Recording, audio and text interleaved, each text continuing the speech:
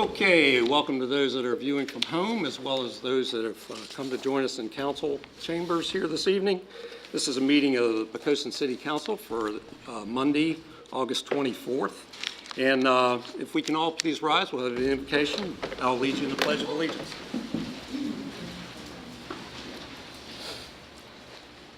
Lord, thank you for this day and the many blessings over the last month. Over the last month, our families have lost loved ones.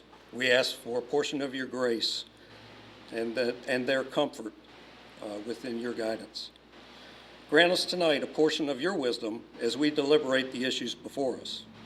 And finally, we ask for your presence, that it be felt by our military in foreign lands and our public safety, including our police, fire, both state, local, and federal. In Jesus' name we pray. Amen. Amen.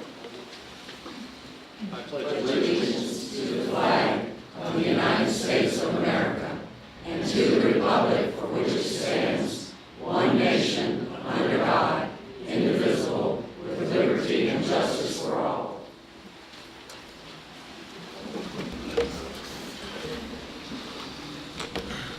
All right, let's see here. We're going to start this evening off with a couple special presentations. And the first one, Robin Sidner, if you could join me at the podium, I appreciate it.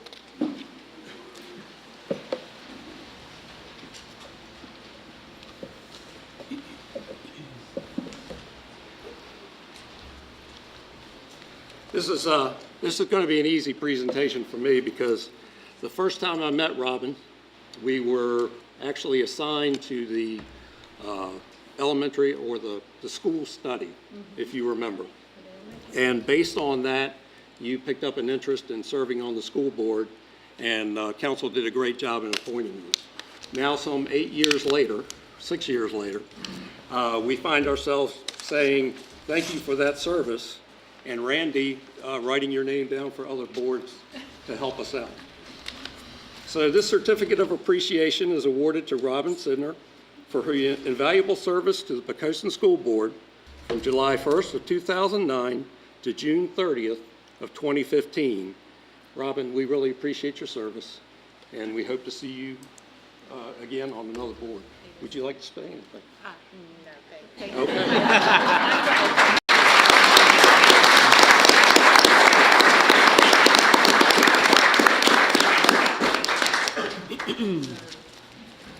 Okay, this will be the Pamela Davis. Is she there? Is she here?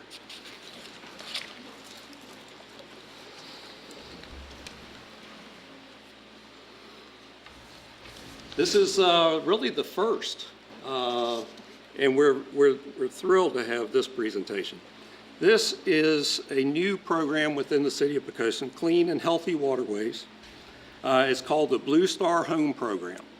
And I want you all to pay attention to what this is all about. And Pamela here is the first one to get the flag for her yard. So before I give you the flag, I'll give you the flag stand. All right. Clean and healthy waterways impact everything from the food we eat to our economic livelihood and quality of life. In recognition of this, the Hampton Roads Planning District Commission has created the Baystar Home Program, which is a voluntary program that focuses on daily actions of residents that can potentially place our waterways at risk. Citizens who participate in this program pledge to uphold at least 8 environmentally friendly practices from the following categories: green growing, connection to waterways, conservation of resources, and raising community awareness. The city would like to recognize Poquoson resident Pamela Davis for her participation in the Baystars program. I'm going to give you the flag that now goes on that. And additionally, we want to recognize Sherry Coffey at the Department of Community Development for her dedication and facilitation of the program for the city. Would you like to talk a little bit about this program? No, I just thought, okay. Yeah, look, it is a little scary. They're a scary crowd. No, I participate in the Hampton Roads Perks, and I'm a big recycler, and I live on the water in Poquoson. And when I got an email about it, and I thought, well, I already have a rain barrel, I already have a mulcher, I grow as many vegetables as I can, and since I live on the water, I use vinegar to kill my weeds instead of pesticides, so. Great. So a lot to learn for all of us. Yeah. Thank you for being here. Thank you.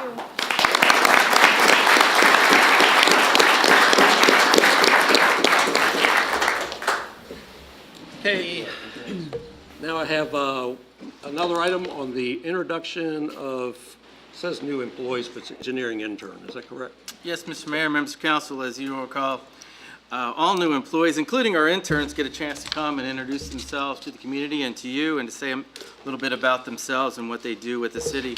I'd like to ask our engineer, Ellen Roberts, to come forward with her two interns, Stephanie Connell and Justin Bias, to briefly introduce each and give each one of them a moment to share with you what they've been doing to support the city this summer. This summer, we were fortunate to have two interns, Stephanie Connell, who's our college intern, and Justin Bias, who is our high school intern, and they have saved the city a lot of money with their work. They participated in a data call from DEQ, and that data call will be used to give us credit for past work. They've been out in the field inspecting ponds and scaring frogs, and they have been a tremendous amount of work this summer, and it's been a real pleasure working with them. So, okay. Hi, my name is Justin Bias. I'm going to be a junior at Poquoson High School, and I'm interested in studying chemical engineering, so I really appreciated this internship with the engineering department here at Poquoson. Thank you very much. Hi, my name is Stephanie Connell. I'm currently a student at Thomas Nelson. I just started my third year. I'm studying civil engineering, and luckily this summer I had the great opportunity to spend time with Ellen and learn under her and all of her wisdom. Oh.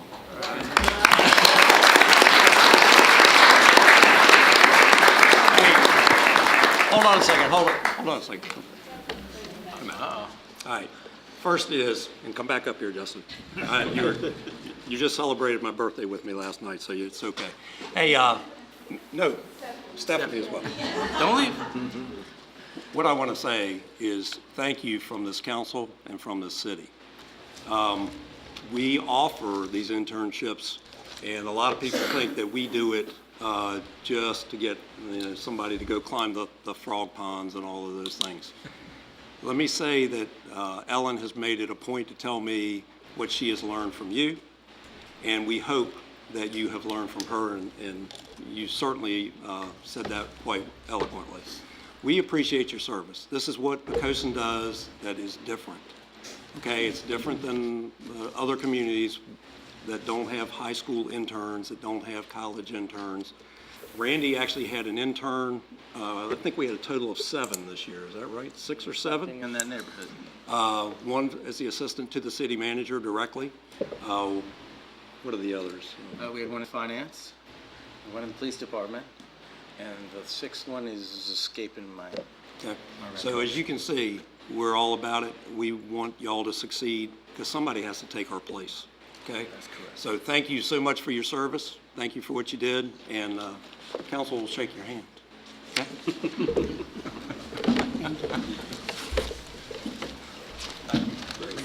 Thank you. Thanks, Justin. Thank you. Thank you. Thanks. Appreciate it, Justin. Thank you. Thanks, Justin. That you're with us. Thanks again. Yep. Okay, you can. Okay, that's it.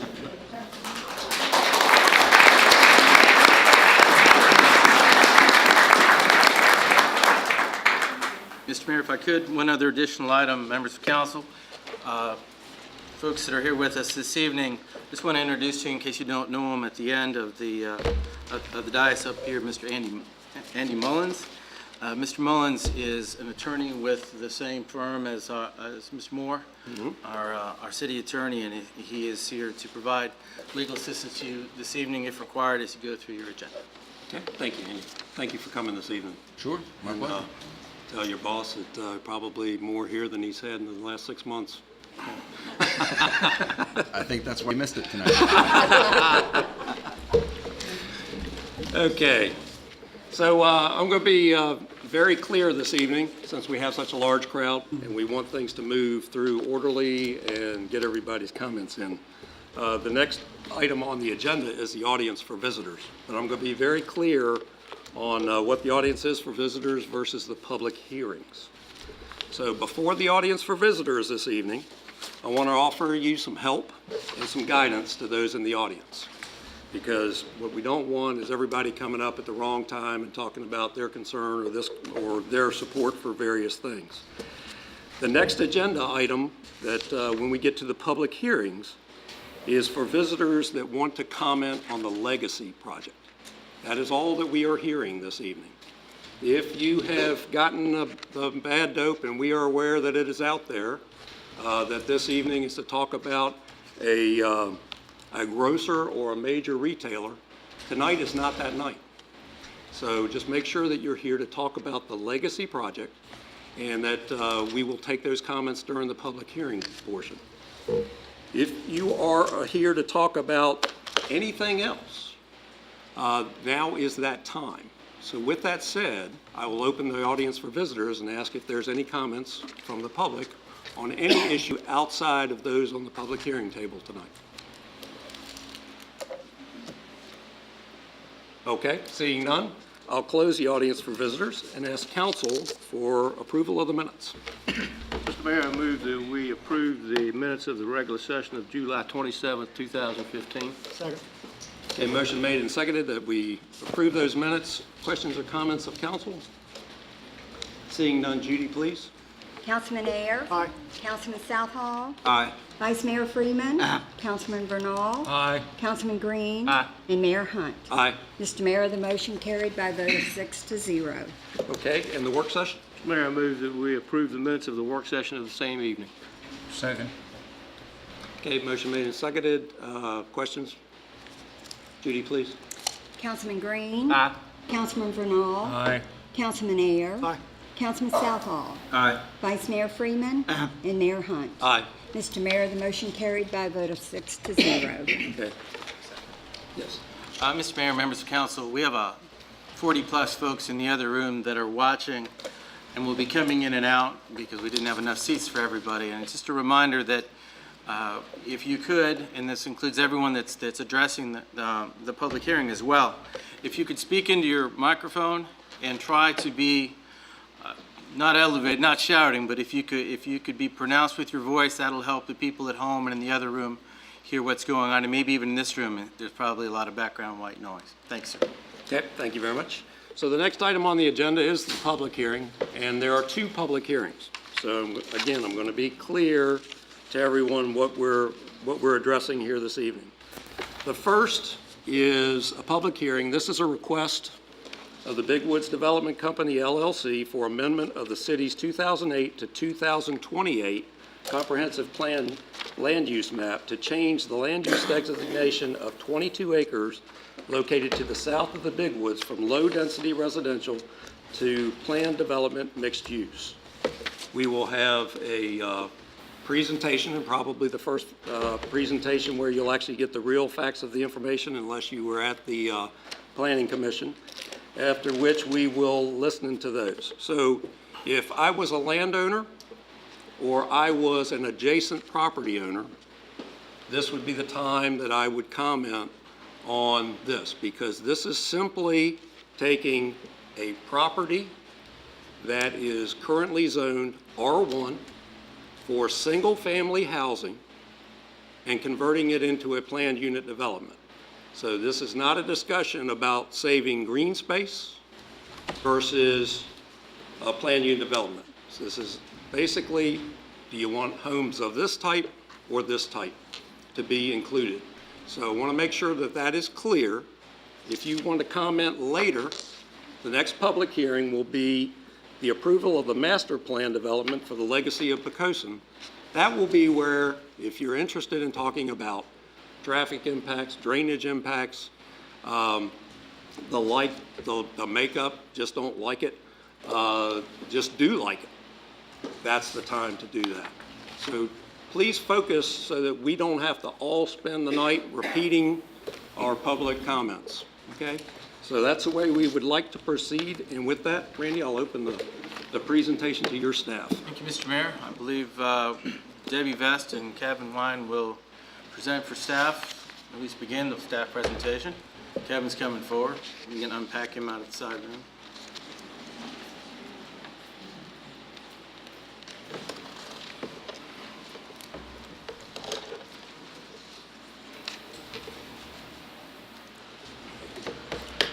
Thank you, Mr. Mayor and honorable members of City Council. Mr. Wheeler, this is the first part of two public hearings that you will have this evening. And the importance of this one is the inclusion of approximately 22 acres into what we call the Planned Unit Development Mixed-Use Overlay District.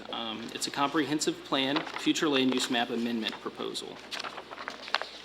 The property owners, represented by the Big Woods Development Company, LLC, are requesting to have 5 parcels total, consisting of approximately 22 acres, primarily south of Oxford Run, south of where we're standing this evening, designated for planned unit development mixed use within the city's future land use map. Presently, the property is designated for low-density residential.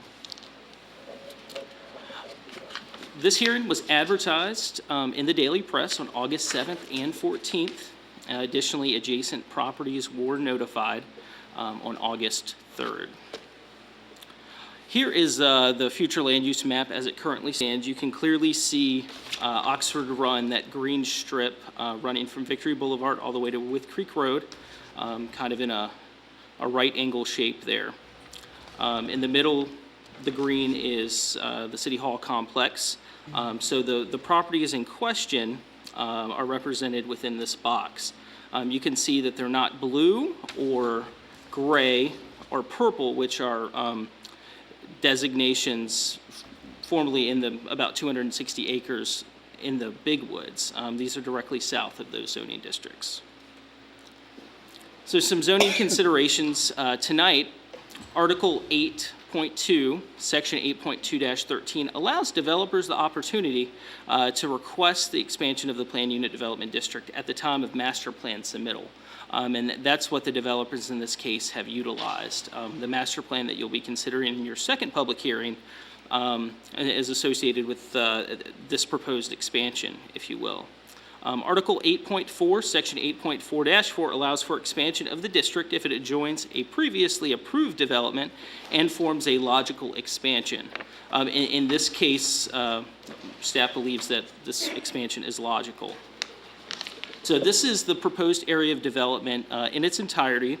We have the two segments here, the green segment, which is already designated appropriately in the comp plan, and then you have the southern segment in blue, which consists of the 22 acres and the 5 parcels. The Planning Commission heard this way back in May now, on Monday, May 18th, and have recommended its approval to you all by a vote of 6-0.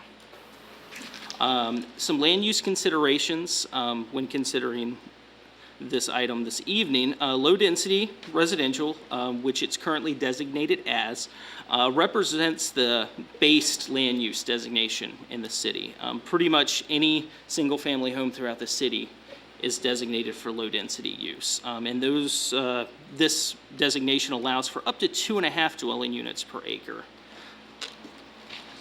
The planned unit development mixed use was established in 2013, and this was done after an extensive vetting process with the Planning Commission and you all, and ultimately stemmed from discussions with the Big Woods landowners. And we had discussions over a year or so, asking them kind of what development they would like for the Big Woods. So in 2013, September of 2013 actually, staff proposed the planned unit development mixed-use overlay. And ultimately, this district, the purpose of it is to provide development flexibility and promote economical and efficient land use by encouraging unified development throughout the creation of neighborhoods consisting of integrated uses. The proposed development, which this collection of parcels would be a part of, utilizes this creative and flexible design encouraged by the PUD mixed use. The density of this portion of the project is less than what the density of the overall project is, which is in that 5.5 to 6 units per acre, and is 4 units per acre. And as such, we believe it represents a moderate increase over the 2.5 units per acre. And as such, it would offer a sensible transition to the Hunt Woods subdivision to its south, from the Big Woods to its north, and the Villas development to its east. The property is immediately adjacent to the PUD mixed-use designated land and represents a logical expansion of the district. With that being said, that concludes my presentation, and I can address any comments or concerns you may have. Questions or comments of council? I do have one question, Gene. Go right ahead. Included in our brochures, you have some information relative to traffic. Okay, is that? Nope. Okay, now. Included in our brochures that we had in preparation of this meeting, there are some traffic impact statements in here. I want to know if they are different and how different relative to the ones we had for the Legacy project. The traffic figures in there, they are, we'll get in more detail in the second presentation with those, Okay. but they are for the Legacy project, yes, sir. Well, okay, so these for this property, do these traffic figures, do the traffic figures for this property, are they included in this? Yes, sir. The traffic impact assessment that was done for this development, and like I said, we'll get into a little more detail in that in our second presentation, but it is all inclusive. Inclusive. So the 80 acres or so of the main track, which was green in my presentation, and the 22 acres of blue. Okay. Any other questions? Okay. Any other presentations? Okay. With that said, what I'm going to do is open the public hearing, and I'll ask for your kindness to council, because I can tell you that we don't want to be here all night, and so keep your comments brief as you possibly can. We don't normally invoke a time limit. I do not plan to invoke a time limit, but I can tell you if it gets going on, then I will cut you off, and I apologize in advance for that. Okay, we start always by listening to the developer, and we'll let the developer do his presentation. Thank you, Mayor Hunt, members of council, Mr. Wheeler, good evening. I am Lamont Myers. I'm Director of Development for Mid-Atlantic Commercial. We're located at 110 Mid-Atlantic Place in Yorktown. I don't have a big presentation on this particular part of the application. I'll save that for the master plan. Just to say that inclusion of this 22 acres is very important to us, because it does, agreeing with Kevin, it does provide that logical transition of uses to get everything that we have proposed in the blue, single-family detached, with the exception of our pool and clubhouse, and we do have a few cottages that are in there, 11 cottages, but it is very important to us that that be a part of the overall project. I'd be happy to answer any questions. I say I don't really have a presentation on this part of it. It is, though, integral to our overall plan, and we would respectfully request your approval. Thank you. Thank you, Lamont. Questions? Okay. If not, okay. All right, those that would like to speak at this time, please raise your hand. Okay, yes, ma'am.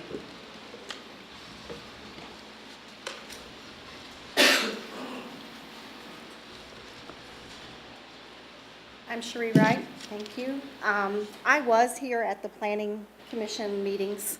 I think my question may even be for the developer. From what they were showing on that night, the blue part was where the apartment complexes were going to go? No?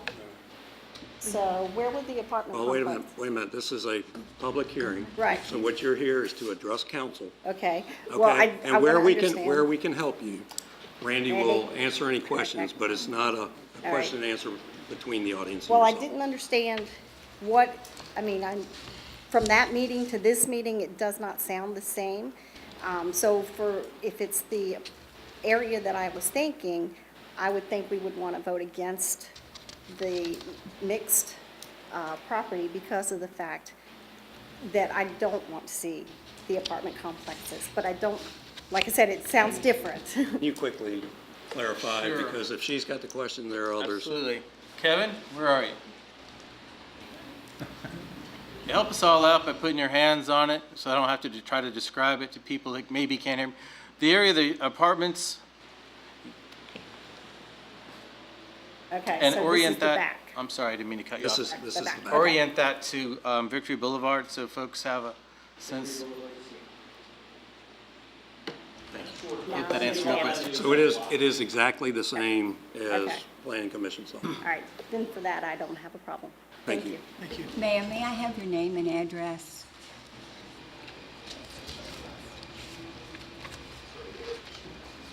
Yes, sir.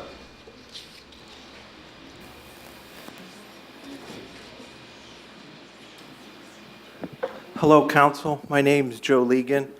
I just have one question about the sequencing of how we're doing the public hearings here. To me, whether you add additional land or not, that has to do with potential traffic, revenue versus expenses. And we're not, my understanding is we're not supposed to talk about any of that. We're just talking about changing the zoning of land. You're basically addressing the first part, which Right. is adding land potential to be in this development to the existing land that's already within this development. And then, more importantly, you may talk about anything you want at that time. Right. Okay? However, I would recommend for the avenue of time, if you want to talk about traffic, that you talk about that when we talk about homes and not land. Okay. That's just my recommendation. Okay, well, and I will follow your rules, I have no heartburn with that, but it seems odd to talk about expanding the land without talking about the potential impacts of expanding the land. It's- And you it's guys one- are okay it with is- that? It is 1.5 units per acre is the impact. If you would like to Addition. address that, yes. Addition. Randy, may I make a comment? Excuse me, Gene, may I make a comment? Sure. Relative to your comment, okay, that was, what you're saying had to do with my question of Kevin when he made the presentation. Correct. The land use that we're voting on now, or talking about right now, that the traffic information for that is included in the next presentation for the legacy project. So that traffic is not being ignored, it's being included in the next topic. Right, but once this is potentially approved, then you couldn't potentially modify those numbers. No, those numbers will go with the overall. Correct. The entire project. They go with the Whereas entire if you project. wanted to go against this, you could potentially decrease those numbers. But Sir, we're if not you would allowed like, to if talk. you would like to make a comment about traffic, go right ahead. Well, I guess my concern to the council is that by extending it before we vote on the other project, that's really more I'm concerned about is the sequencing of events. The events are concerning, but the sequence is more concerning. And that this will have further impact on traffic, on potential revenues, as well as expenses. And my understanding is, for instance, the traffic numbers we were presented were directly from the developer, and we didn't do any other independent validation of what we thought. So that's really what I wanted to say. Can you address where the traffic numbers come from? The traffic study, you're correct, sir. This traffic study is performed by the developer. We also contracted with a private firm to do our own review of that transportation report, and the Virginia Department of Transportation did one as well. Okay, and those were very similar then? Or were they different? Again, the base projection numbers, the traffic counts come from the developer, and then they're analyzed by the third-party engineer, which we use, and by VDOT. So we didn't go out and do our own independent Right, traffic counts, but in both but somebody instances. double-checked, kind of. Yes, sir. Three-party check. Right, that's, I guess, where I Yes, was sir. going. And they were similar then? Yes, sir. Okay. Sir, Thank you. Sir, may I have your address? 4 Inslee Circle? And Mr. Regan, was that? Legan. Legan. Yeah, Lima Echo Golf Alpha November. Thank you so much. Thank you. And Thank you, Mr. sir. Mayor, would Thank you you. remind everyone to give us their name and address? Yes, sir. Yes, ma'am. Thank you. Yes, ma'am. All right, anybody else that would like to speak? Go ahead. Good evening. My name is Janice Powell. I live at 306 Powhatan Drive. Just want to let you all know, it's very hard to hear what you're saying. Those of us in the audience are having a very difficult time hearing through the sound system here if you don't speak up. So just want to give you a little heads up on that. My only question at this point is in regards to the rezoning of the, changing the land use designation of the 22 acres. Right now, it is low-density residential, and it is being proposed to be a planned development mixed-use designation. Can either the city manager or a member of staff tell us what that difference is, and what is that impact on the overall comprehensive plan as it relates to this development? Maybe we defer to staff on that, Mayor. Yep. Let me answer. Why don't you just stay up there? Good idea.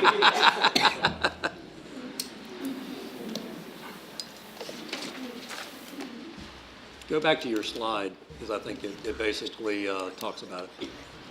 It talks about 4 units, 6 units per acre. Yes. Okay.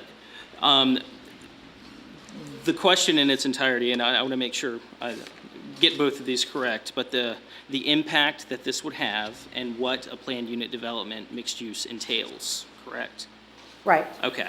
The planned unit development mixed use overlay, like I mentioned earlier, was a designation, an overlay district for our Big Woods zoning districts. Those are 3 separate zoning districts: the research and development, the village commercial, and a portion of the general commercial. Okay. These 230 to 260 acres, depending on what publications you look at. The planned unit development is essentially taking the village commercial district, which we're standing in now, actually, and expanding it. The planned unit development allows for a mix of integrated but different uses. You can have higher density residential up to 20 units per acre, or not 20 units per acre, 12 units per acre, which is similar to what we see in the village commercial district. Additionally, encouraging the development of small retail shops, filling a retail void we currently have in Poquoson. What makes this different, at least as it pertains to this development, is that increase from 2.5 dwelling units, which is permitted within the district now, the low density designation, to that 4, which as part of this development, this putting a box around it, as we did, let's go back, within the confines of that black line, it would be increased to 4 units per acre. Okay, so if I'm to understand this correctly, then the the land use designation would allow the proposed additional 22 acres on this development to be commercial? Potentially? Potentially. So instead of being residential properties, we have the potential of it being 4 units per acre and/or commercial development? Yes, however, as it pertains to this specific development, it is not commercial in that area. As the development is proposed today? Yes. So the proposal today is for those additional 22 acres to be what? Essentially moderate density residential. And moderate density residential is what? 4 units per acre, 3 units, 2? For our intents and purposes, 4 to 6 units per acre. 4 to 6 units per acre. So are those single-family homes, or are those townhomes or apartments? Every home that would be within the confines here would be single-family dwellings, Okay. as well as some cottages, but those are still single-family dwellings. And what is defined as a cottage? Wait. Can I just ask the question? No. Why? Because again, I'm given a lot of leeway. I'm just asking a question, Your Honor. It's not your honor. Mr. Mayor, sorry. Okay. I was in court yesterday for something else. So the bottom line is this is a public hearing. Any of these questions that you needed answered probably should have called ahead and gotten the specifics. It's a public hearing for you to address your concerns to council. I try to give a lot of leeway in there because I want people to get the information, but I'm not going to let it go question by question. A couple questions, good. I understand that, sir, but I think these are logical questions that the citizens of these are- Poquoson have not okay. had the opportunity to And ask. And again,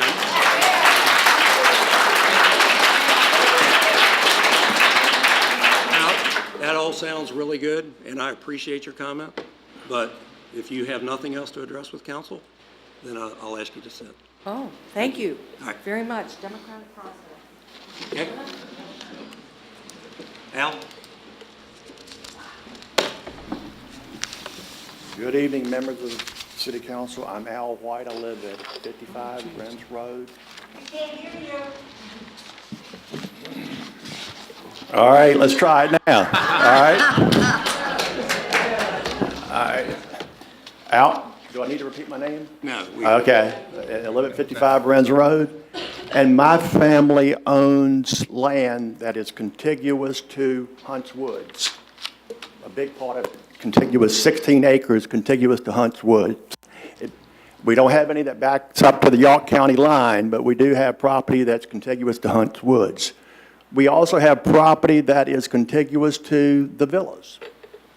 And I don't know whether there's anybody here to speak for those folks, but I'm speaking because, you know, Hey, I'm going to... You might be better off to just put it down. All right. Try and talk through the mic because you're talking to us. All right.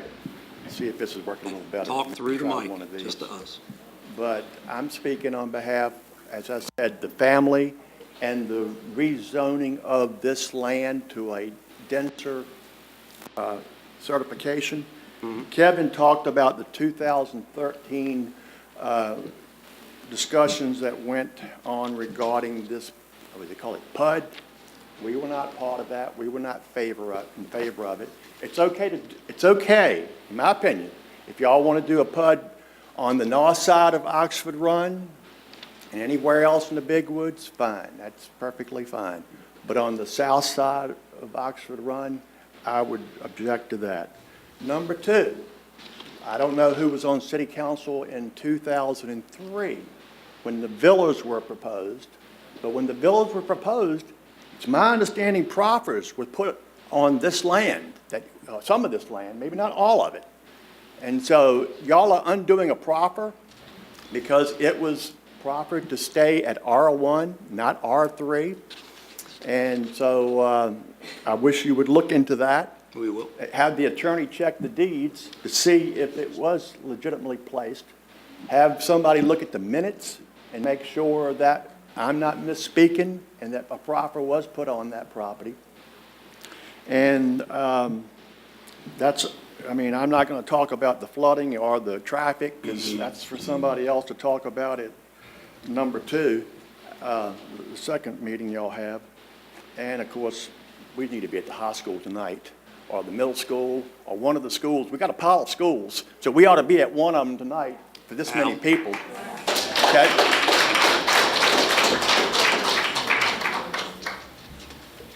Okay, anyone else? Yes, ma'am. Christine Conrad, I live at 11 Wilson Drive. Good evening. I just wanted to make a few comments on this public hearing. Won't talk about the other one, I promise. I've worked for the past 10 years as an environmental consultant, assisting with environmental permitting for residential, commercial, and industrial development. So I'm typically sitting over there with the developers trying to get the permits passed and those types of things. It's a little interesting to be on the other side of the fence tonight. I would say for the proposal to rezone this, procedurally, this seems out of order. The articles that staff mentioned require either an approved master plan or an existing development, of which neither is the case tonight. That is incorrect, but go ahead. That's incorrect, go ahead. Please correct me. Was that not what the slide said? I mean, if I have it wrong, please correct me because I don't want to misspeak. No, what it said was that this is a public hearing to change the planned unit development is on record. And what this is a zoning change that is not in the comprehensive plan. Correct. Okay, thank you. Not Right. that we I don't thought have the a plan articles use. that were quoted, can Kevin pull that slide back up? I thought the articles that were quoted Go right ahead. required certain. Continue. At any rate, the additional density requested, typically additional density is allowed to reduce the number of streets required for a particular development or to consolidate utilities. The parcels of land in question are served by a single street and confined by the property limits on either side, as proposed in the development. Therefore, traditional reasons for requesting increased density do not really apply to these parcels. The most logical reason, it seems, for the requested increase in the number of lots is to just increase the number of lots and therefore the overall profitability of the project. I don't understand what the developer means by logical transition. There is a unit density plan for that area that would serve as a logical transition along with required buffers and setbacks. And I believe that it only makes sense to really discuss this in the context of the overall master plan once that is heard. And so I would recommend that you all consider deferring that vote until after the master plan public hearing is heard. Thank you.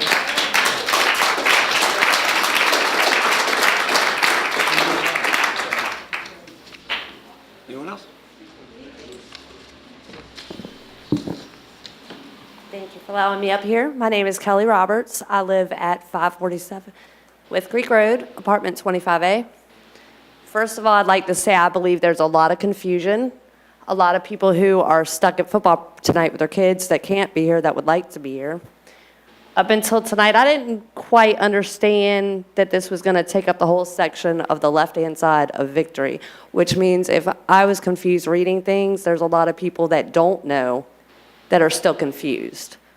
I don't believe that we need to knock out every section of woods. I understand this is a zoning issue, but I am requesting that the second hearing should be presented before the first to eliminate a lot of confusion of what this is going to bring.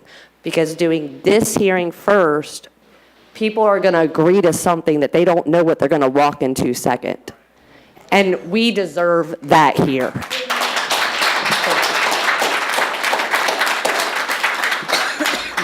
Any remarks? Next. That's what I thought.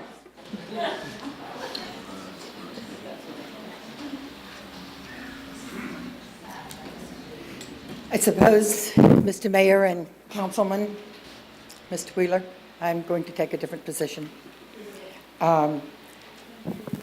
Okay, my name is Faye Forrest Mungo. I live at 1 Black Oak Court here in Poquoson. This project has been presented to Planning Commission and approved as it is, other than the zoning change itself. Many of these questions could have been answered and should have been asked and answered at Planning Commission, which was highly advertised as well.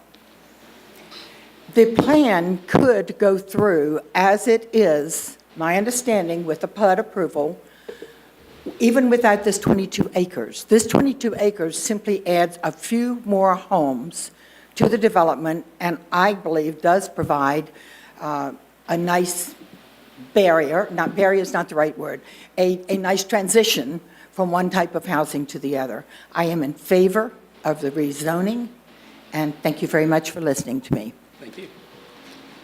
Next.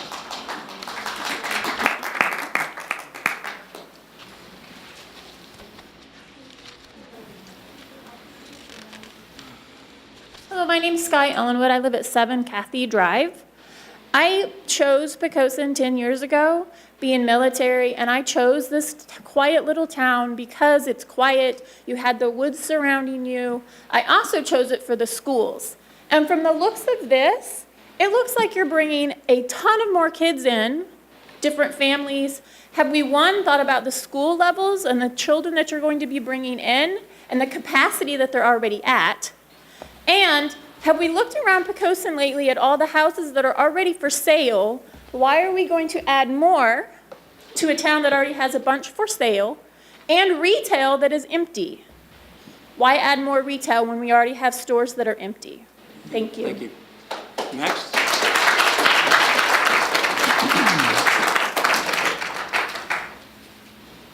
Okay, see no one else?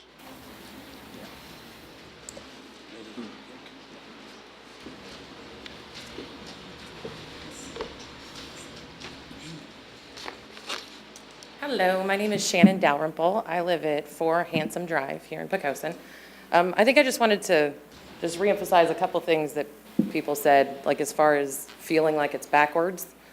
Because I feel like if we don't get all our concerns out and you guys approve this here, then those of us against it have already lost. Because if this gets approved, then anything can happen. I mean, he stood up here and said 4 per acre, and then like 15 minutes later went to 4 to 6, and could be used for commercial, but that's not what we're using it for right now.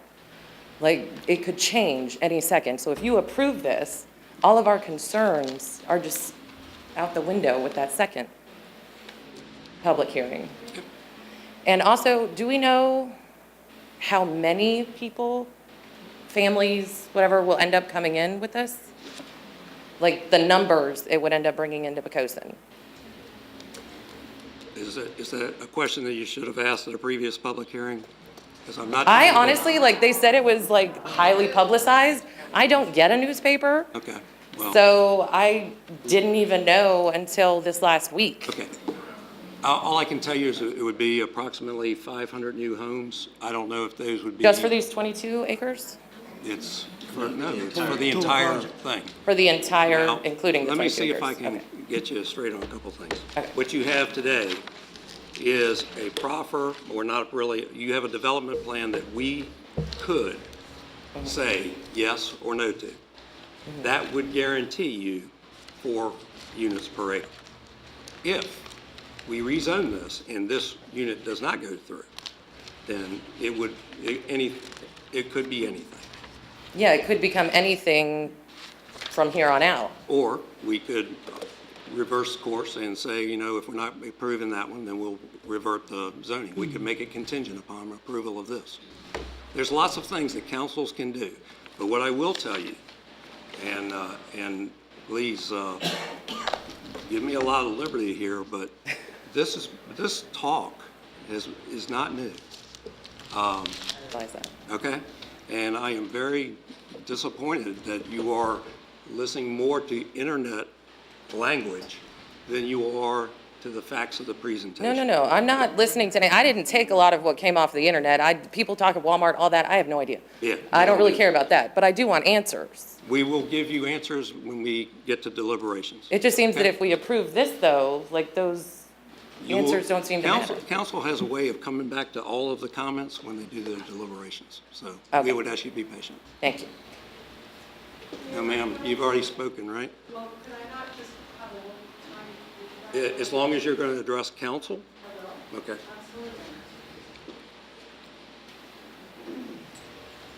Mayor Hunt, I appreciate you giving me the opportunity to just comment further on my previous comments. I think what we're hearing and what you just addressed as the internet,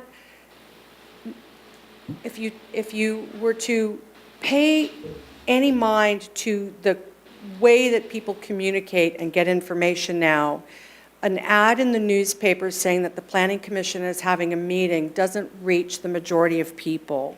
No, but the What work has- sessions do. Excuse me, but I think this is a public comment opportunity, so I just would like to finish my comment.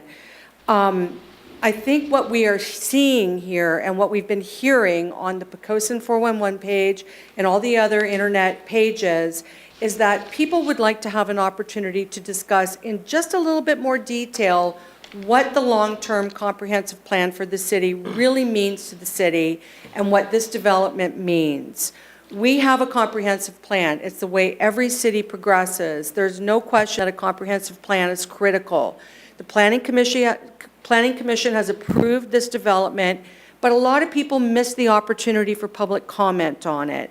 I think what we're seeing here is that the city of Poquoson is at a crossroads. There are people that really deeply, emotionally, and passionately care about what's happening. And this development is the next stage in what's going to be a huge development change in our city. So what we're saying perhaps, and I don't mean to speak for everyone, but maybe a little bit more discussion is necessary. Maybe just a little bit more of a review of the comprehensive plan so we can discuss density, so we can discuss land use, so we can really have stakeholder input on what's going on. We know we need to increase tax revenue. We know we have a problem with declining enrollment in our schools. We know that we need to do something to keep up with the times.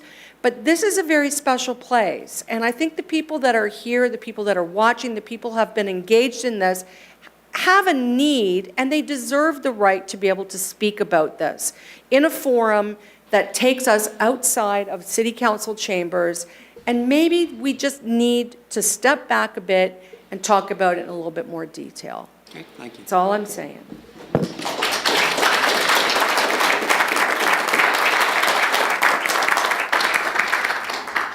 Okay, anyone else? Okay, one more.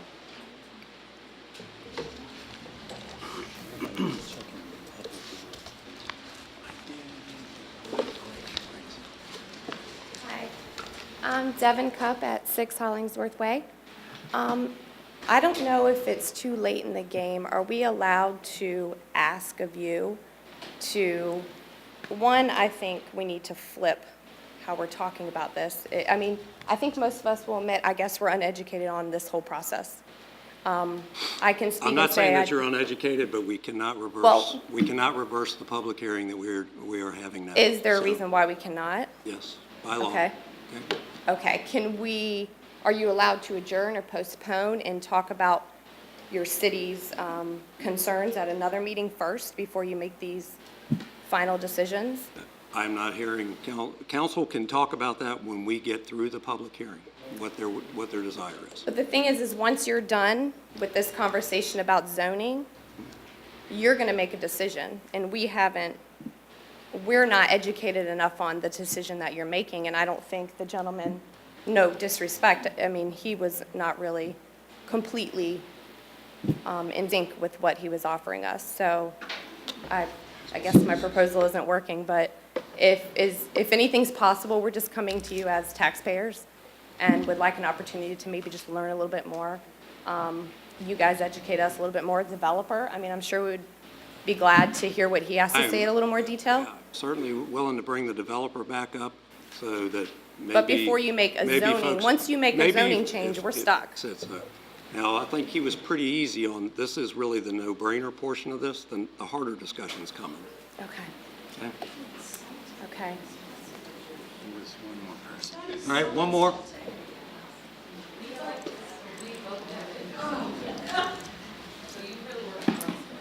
Good evening, I'm Bebe Laborte, and I live at 106 Terry's Run in Yorktown. I live in the Woods of Tab, which is adjoining this development, and I have been following what's going on with all of this. I have read the paper articles, I have read your many articles as well as meeting minutes on the Poquoson website, so I have followed what is going on.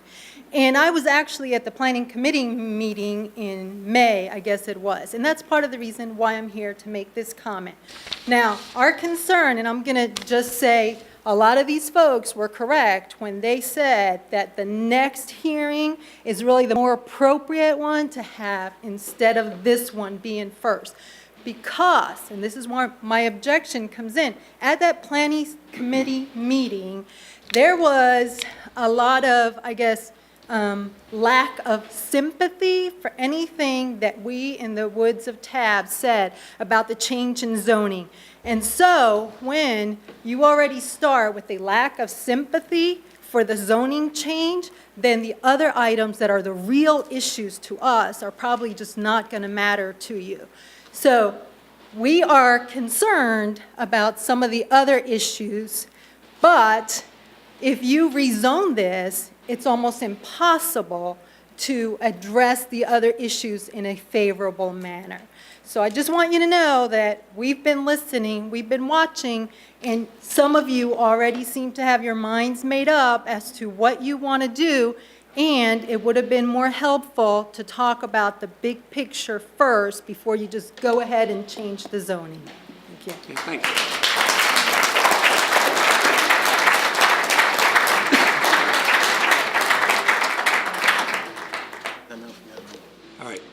Anyone else? Okay. Thank you for your time. My name is April Salitro. I live at 12 Huntwood Drive, and I am concerned about the rezoning. I came here for a reason to Poquoson.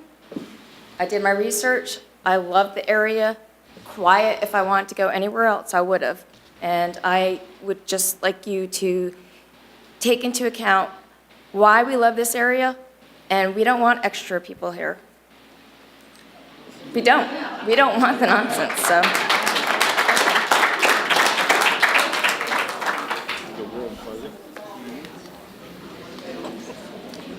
Name is Rick Bryan from 739 Yorktown Road. Poquoson is where we grew up. Poquoson is where we learned to walk. Poquoson is where we learned to love. Is this a legacy that we want to leave? Is this what we want our future to be? Okay, thank you.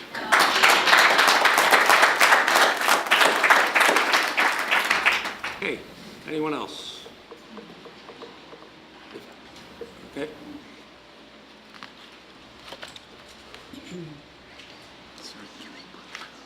My name is Alan Moody, and I live on Browns Neck. First of all, I want to apologize to y'all. I'm ignorant on the process, so I'm going to try to keep it to the rezoning. Correct me if I'm wrong, but I believe the FBI has declared Poquoson the safest city in Virginia. It was not the FBI, but yes, we do have that. It was actually the conglomeration of several law enforcement. Okay, go ahead. I don't believe cramming as many people into that property is going to help that. To me, that's going to hurt it.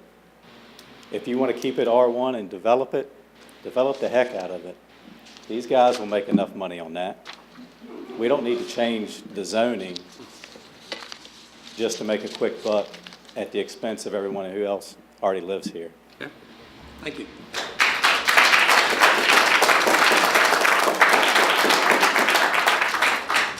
All right, anyone else? Yes, ma'am.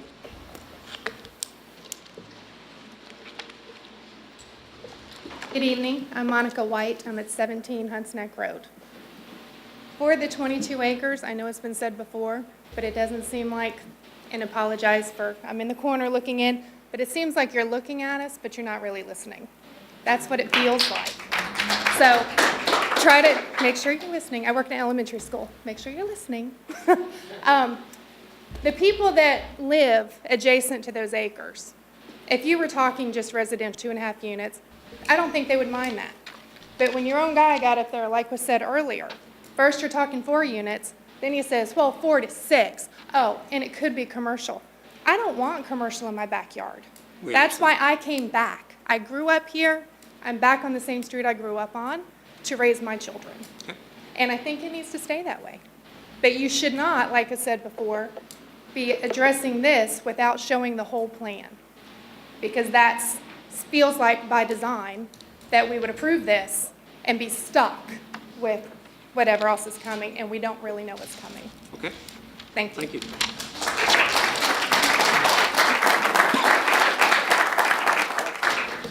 All right, last look.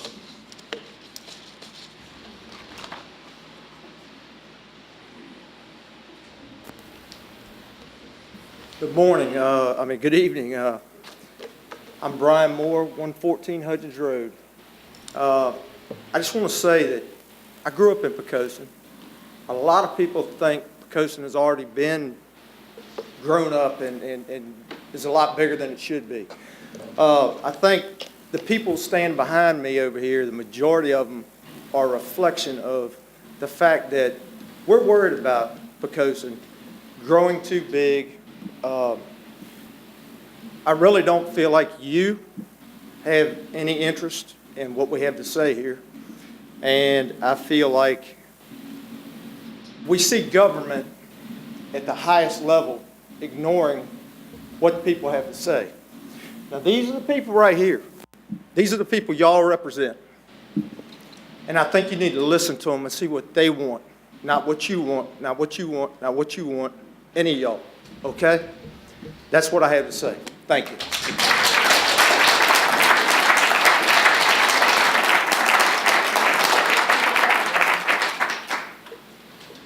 Yes, sir.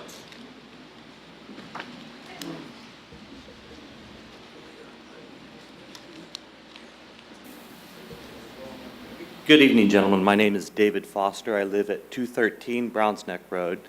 And with the comments that we've heard tonight, could the answer to the question, could the approval of this 22 acres from R1 to the new designation, could that be contingent on the approval of the second hearing? Good. Okay, thank you. Yep. It could. Yep. All right, anyone else?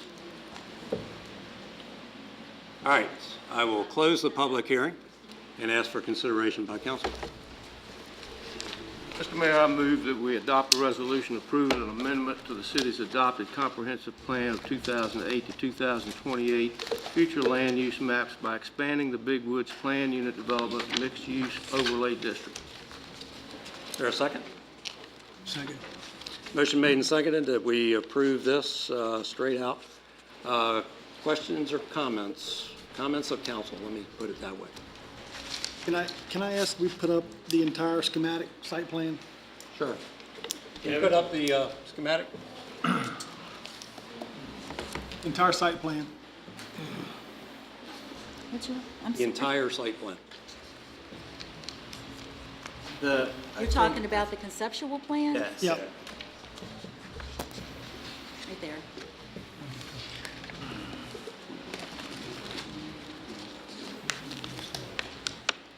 Can you dim the lights a little bit?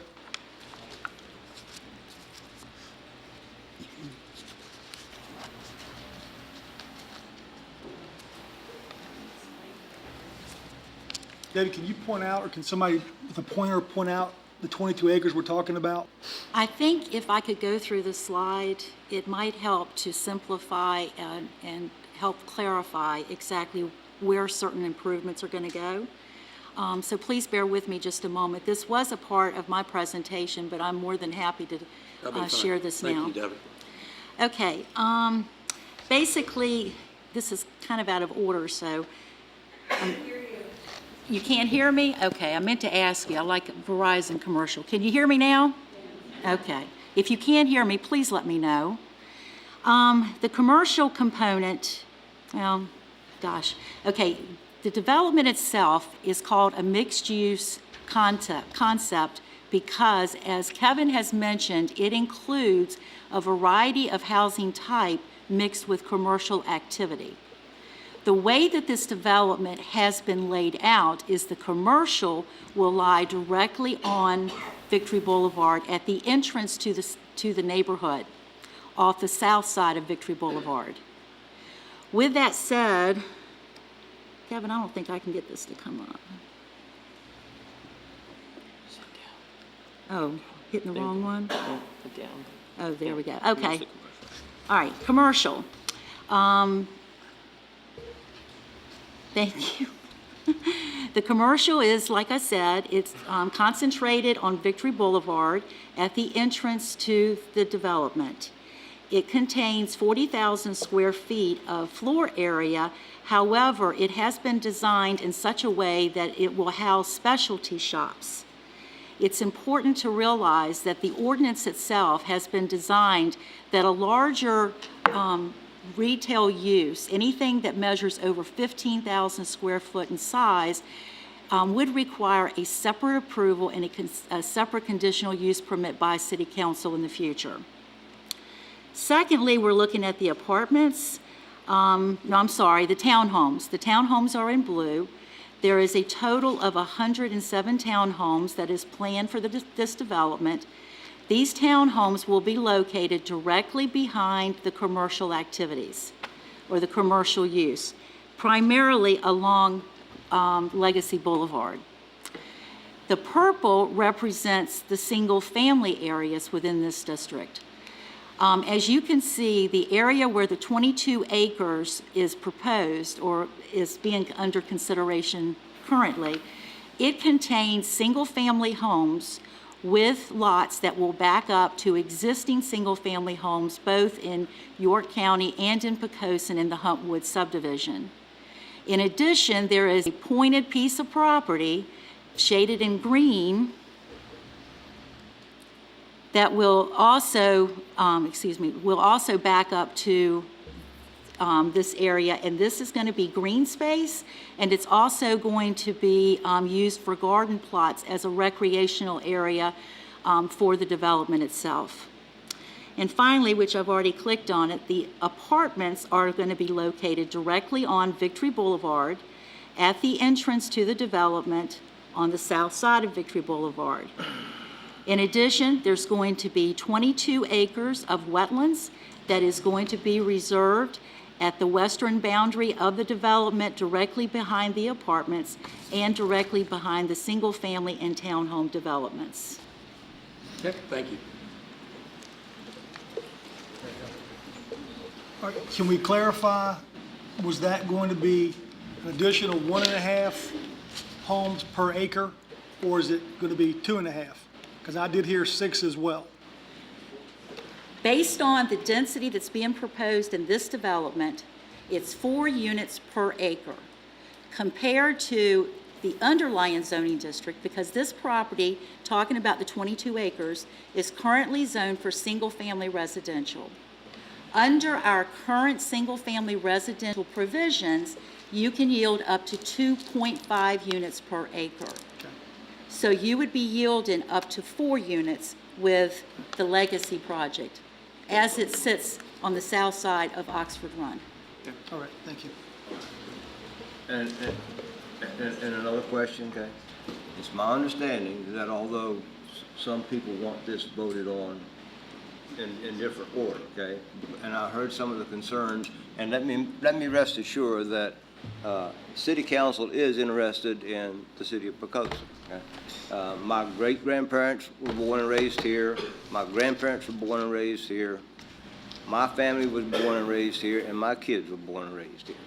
Now, this project, as it has been presented to us, shows that the area that we're talking about rezoning is going to be 4 units per acre as opposed to 2.5 units per acre, okay? There are no plans for it to go commercial. Were it to go commercial, I would vote no. I'll tell you that right up front right now, okay? The Legacy project in front of it, okay, is presented, and we will talk about that in a few minutes. But this portion here completes the front portion, okay? And I do appreciate every one of you being here tonight, okay? It's important. Every city council meeting is televised. Every city council meeting is open to the public, okay? Now, these things were brought to the Planning Commission, and a lot of the questions here tonight would have been more appropriately addressed at the Planning Commission meetings. They're all public. All of these meetings are on TV. All city council meetings are on TV.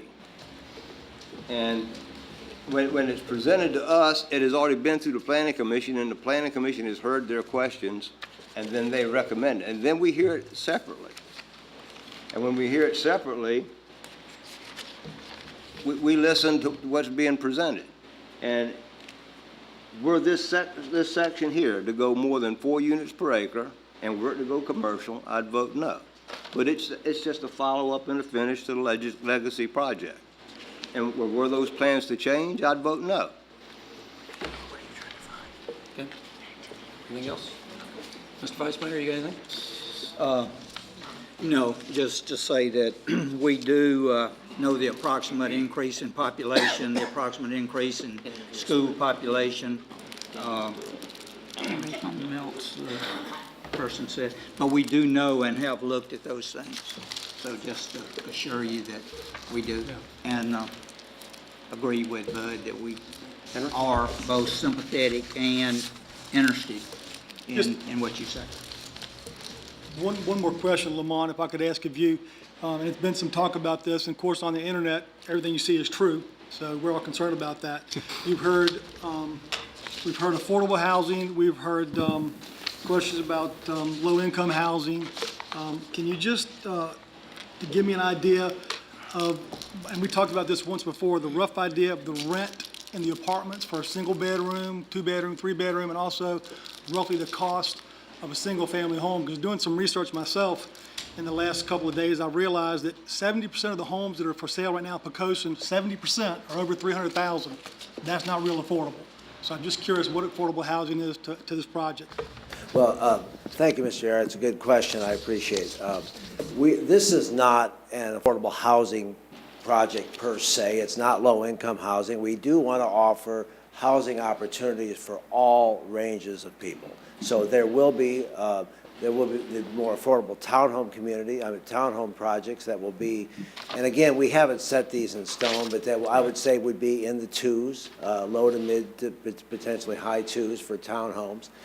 Your single family will be probably in the neighborhood of, I would say high 2s to 4, somewhere in that ballpark. You may have some that go over, but again, it's the difference. I think people perhaps are a little confused because they hear density and they hear 4 units the acre, whatever. The housing type, the housing preference anymore is really not for the big lot. It's not for the acre and all the grass to cut. So what we're trying to do is respond to a change in the market and change in market conditions. So we're trying to provide luxury apartments for people who rent by choice. A lot of people, older people, younger people, rent by choice. They really don't want all the aggravation of home ownership, but they want to be in a community with first-class amenities that has not been made available in the city of Poquoson. Likewise, the smaller lots and taking that green space, and Brandon, our land planner, will talk a lot about that. So in terms of the apartment rents, I'm going to ask Tom Johnston, who is here with me with the Franklin Johnston Group. He's really better positioned to talk about that than I am. Absolutely. Good evening. Tom Johnston, the Franklin Johnston Group. Regarding rents, as I mentioned to you previously, we'd like to get as much as we could. What we think will be the starting rent structure will be about the high 900s for the 1-bedroom units and north of 1,600 for the 3-bedroom units. This is a luxury product.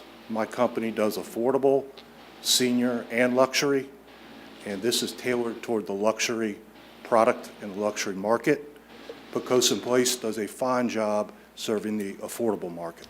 So we're talking about a different level of project, resident income level, and rent structure than Poquoson has ever had. Okay. Can I answer your questions? Okay. Just to reiterate, I was just going to say, so what we're really trying to do with this, and I'll go into more detail, but we're really trying to provide a community that appeals to everyone, regardless of their age, regardless of their family structure. And by doing that, we think that we can bring opportunities, housing opportunities, and choices that have really not been in Poquoson to this point. Councilman Bernal? Yes, I'd like to address one of the issues that was raised, and that is the potential for increased students in our school system. Right now, we are approximately 500 to 600 students below what our optimum capacity would be. That has 2 effects. One of them is strictly the economy of scale, the cost. Smaller units don't enjoy that economy of scale. The second thing is, which to me is even more important, particularly at the high school level, when you start dropping enrollment, it's very difficult to provide a comprehensive curriculum for all the students who are there. Not every student is going to University of Virginia or Tech or William and Mary. We have students who want to go into the trades, into businesses, and perhaps not go to any further training because they have a family business. So we have to provide that broad spectrum of curriculum if we expect to meet the needs of all of our students and not just those who are headed for college. As we get a smaller pool of students, it becomes very difficult and very costly to provide that comprehensive curriculum. So we are really going to benefit from more students. As I said, we're between 500 and 600 below what our optimum would be, and it's projected that this would bring in 200. So it's certainly not going to produce a crowding, and hopefully it would help some. Tim? Anyone else from council? Yeah, another thing, Mr. Mayor, everybody should keep in mind, by presenting the conceptual drawing, this locks them into what their project is going to look like. The zoning, I mean, the density is not a floating number. Once they give us that conceptual drawing, that's what it's going to look like. And then their covenants, which they're going to present later, further gives us proffers, tells us what the units will look like. So there's nothing floating about the density in this project. It's not going to change if we approve it. It's going to be just like what that conceptual drawing shows.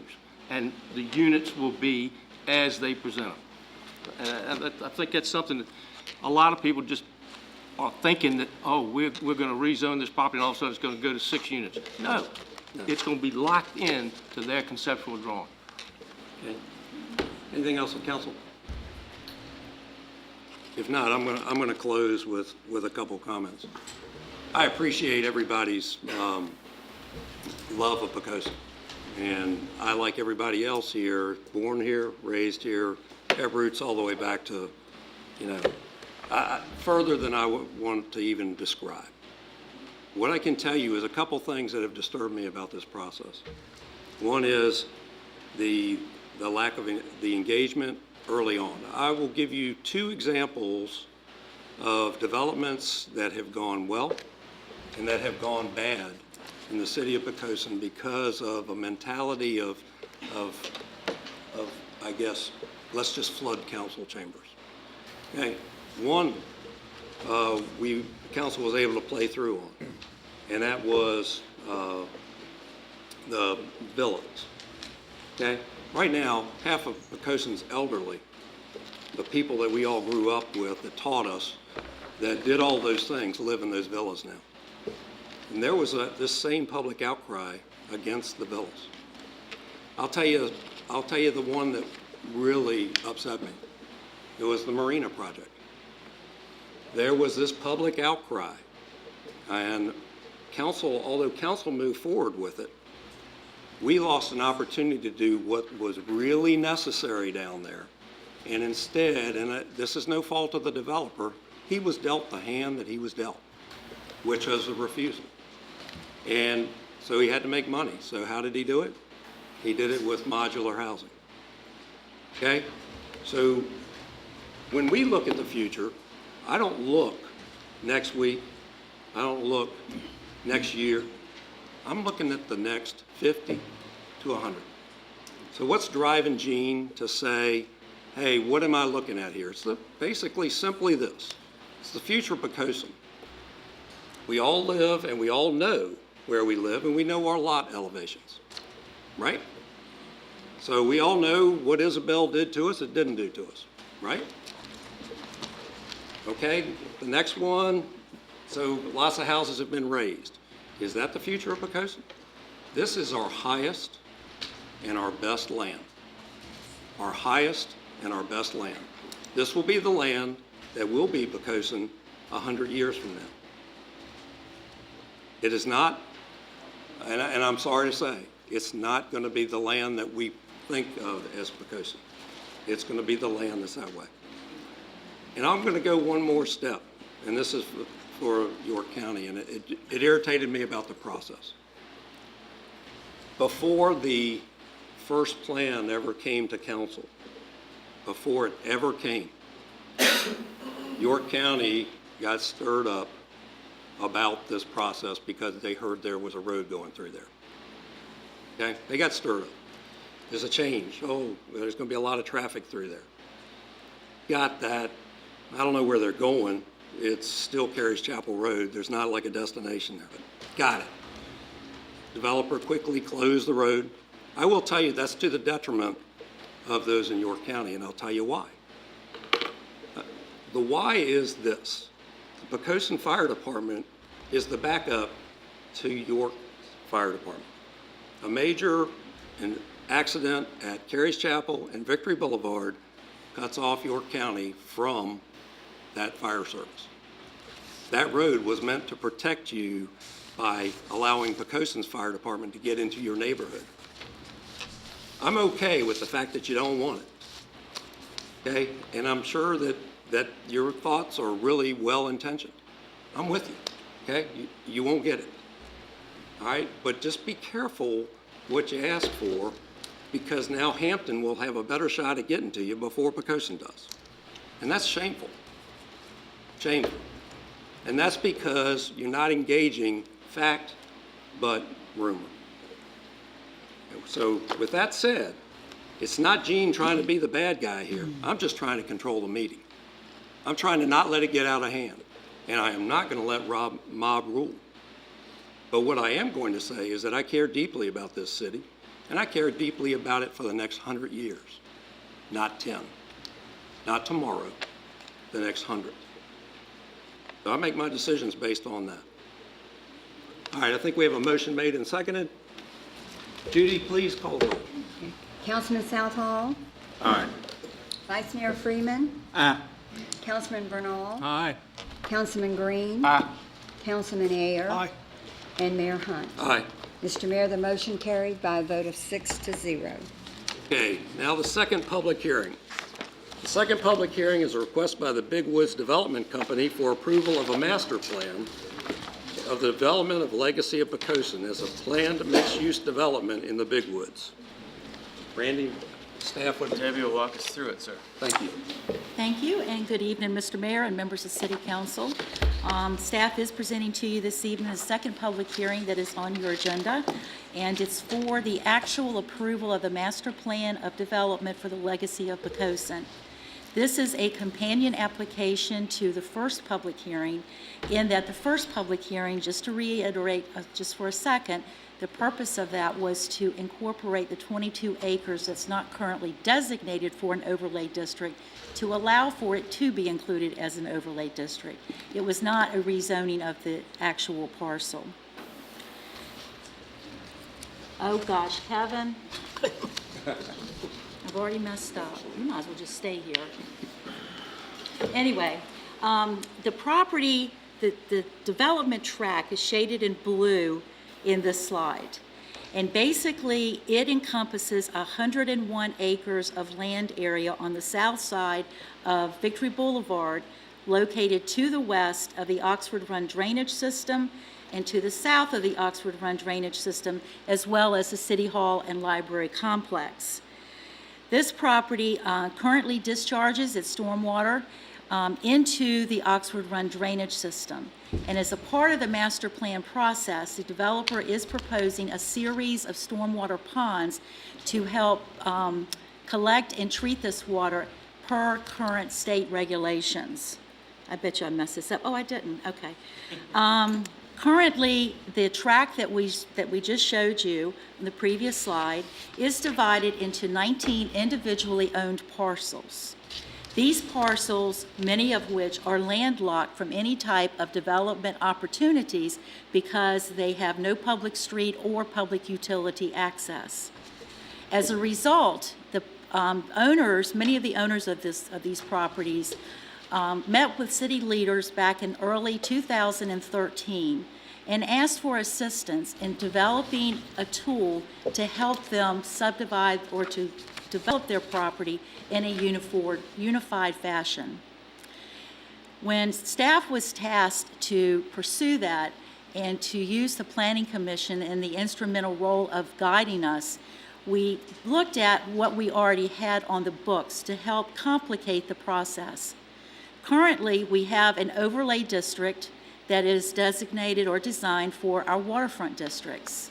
So what we did is we looked at that overlay district and applied many of the principles to tailor it to the areas of the Big Woods, given in mind that the Big Woods has its own separate challenges, such as the landlocked land, landlocked to public utilities, and in addition, there's approximately 26 acres of non-tidal wetlands that is scattered throughout these 19 parcels, which further eliminates and or creates a huge challenge for development in the future.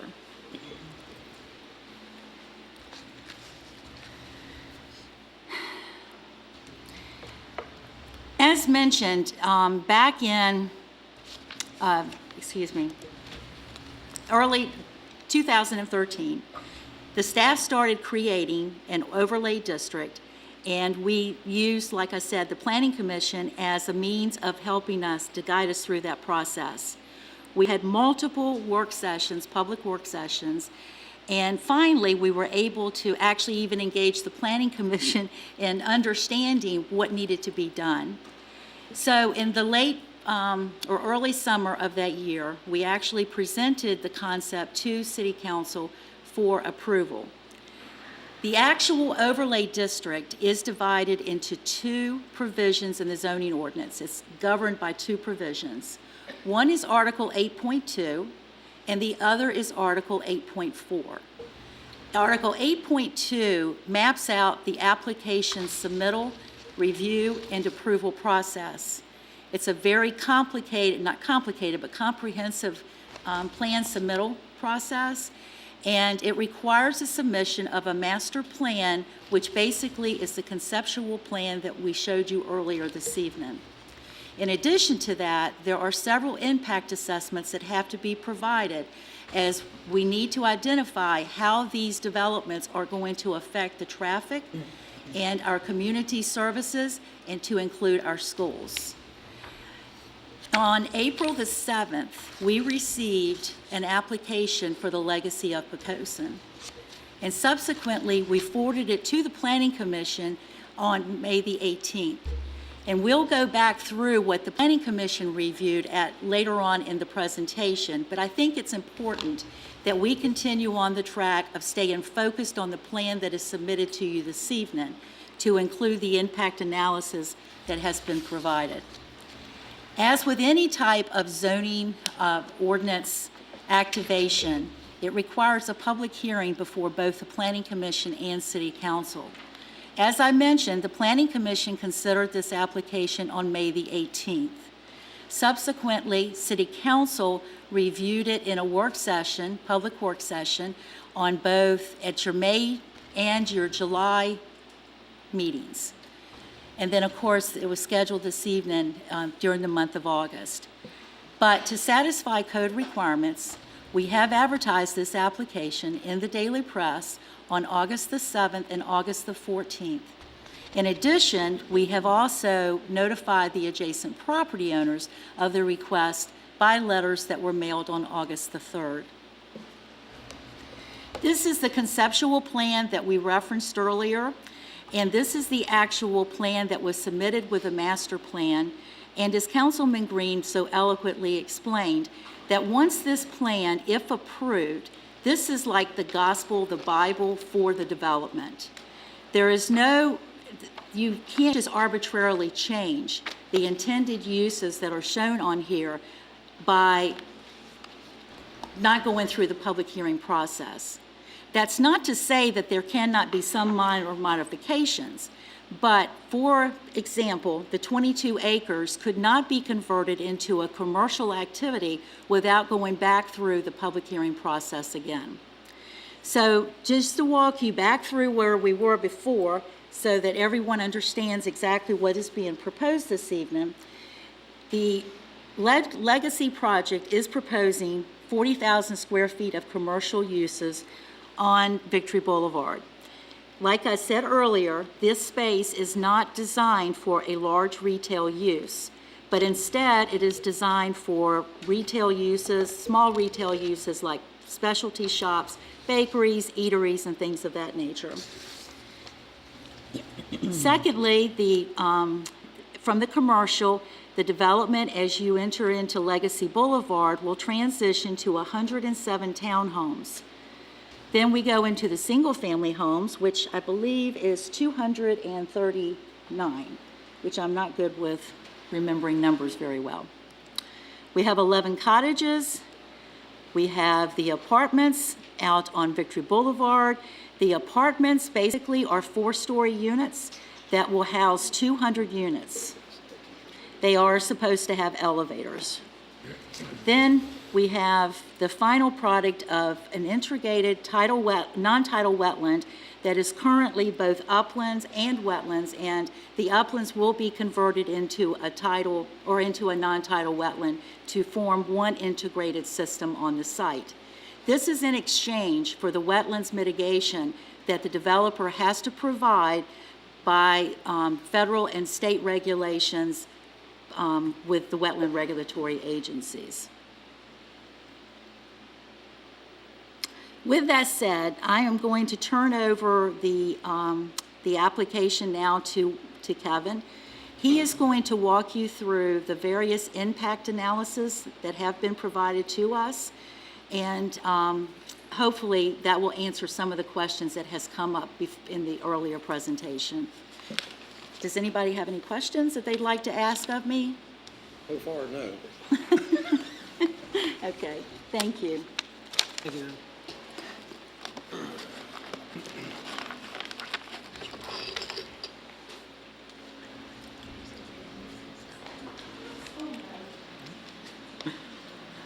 All right, I'm going to get into a few of the assessments that were provided to us by the developer, primarily the traffic impact assessment, the fiscal impact statement, as well as developer proposed declarations of covenants and restrictions, and lastly, provide some of the architectural renderings. I say some, we have pretty much all the architectural renderings in this presentation, so bear with me. The developer submitted a traffic impact assessment conducted by URS Inc.